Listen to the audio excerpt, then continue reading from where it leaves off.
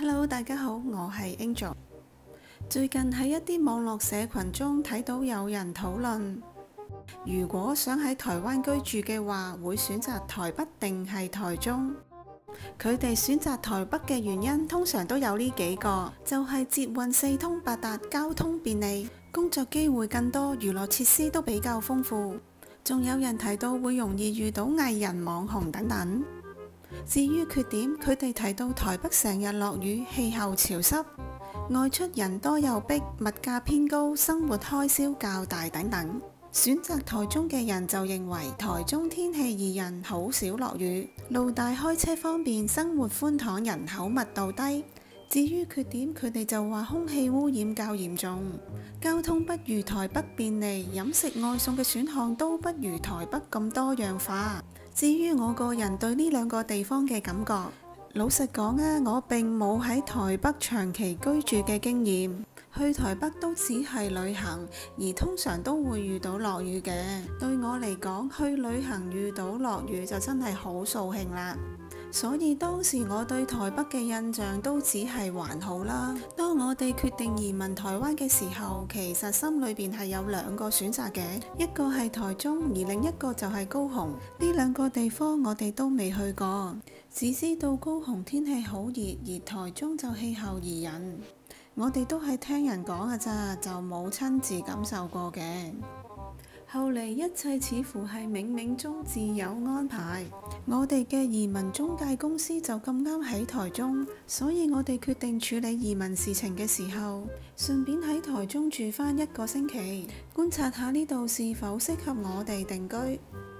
喺呢1個禮拜裏面，我對台中嘅感覺非常之唔錯。呢度天氣好，而且有一股文青嘅氣息，同我嘅個性非常吻合。至於 Andy， 佢嘅適應能力就比較強，對於環境嘅變化就唔係好介意嘅。就係咁簡單嘅原因，我哋就決定定居嚟台中啦，冇再去考慮第2個選擇高雄啦。轉眼間我哋已經喺台中住咗3年幾，嗰個時候我對台中嘅印象仲喺唔喺度呢？老實講，仍然喺度嘅。我依然好享受呢度宜人嘅天氣。喜歡草悟道、審計新村、東海大學等嘅地方帶俾我嘅文青氛圍。不過正式定居台中後，確實出現咗一啲之前冇諗過嘅問題。第一樣就係台中交通嘅不便。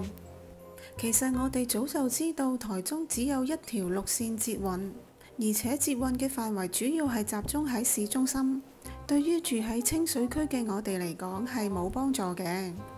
當時我哋心諗，反正可以用公車代步啦，其實又冇乜大不了嘅。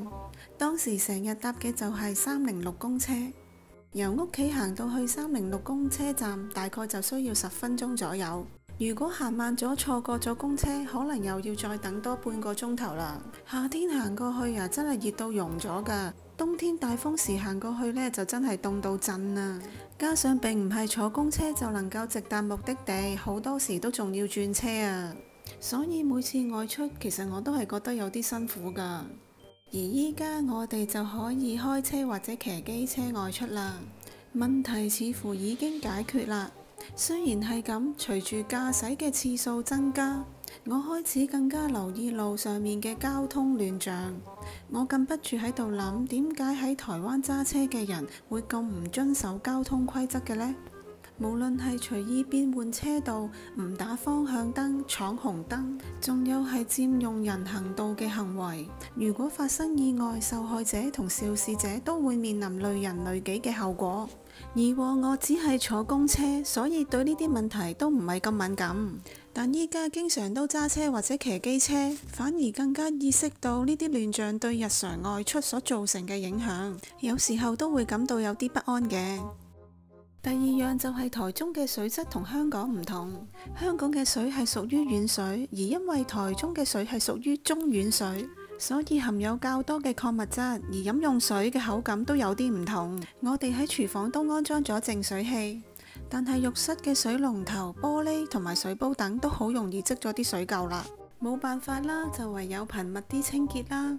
第三樣就係經常有人提到嘅台中空污嚴重。雖然我哋係有空氣清新機，但都唔需要成日開嘅。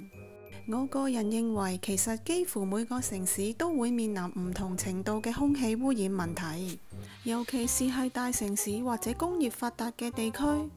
如果想完全避開空氣污染，可能要選擇遠離繁忙交通嘅區域，或者索性住喺高山上面就好啦。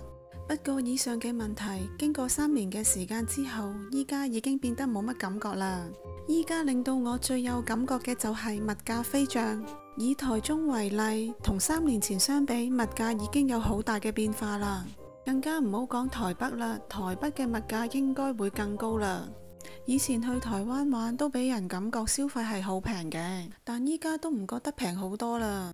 以餐飲為例，3年前都比較容易揾到大約台幣80蚊至到100蚊嘅便當，而依家已經漲到100蚊至到130蚊啦。再睇返一啲日常用品，好似牛奶、雞蛋、蔬菜等呢啲，都比3年前漲咗唔少㗎。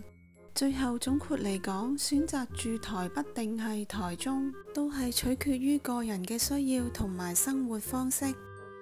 最重要係揾到最符合自己需要嘅城市，等自己能夠過上舒適嘅生活。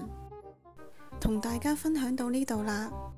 喜歡呢段影片嘅話，記得要訂閱、點讚同分享俾你嘅朋友啊！都可以留言話俾我知你最中意台灣邊個城市同埋原因，等我哋可以一齊討論啦。今次嘅影片到呢度，下次再見，拜拜。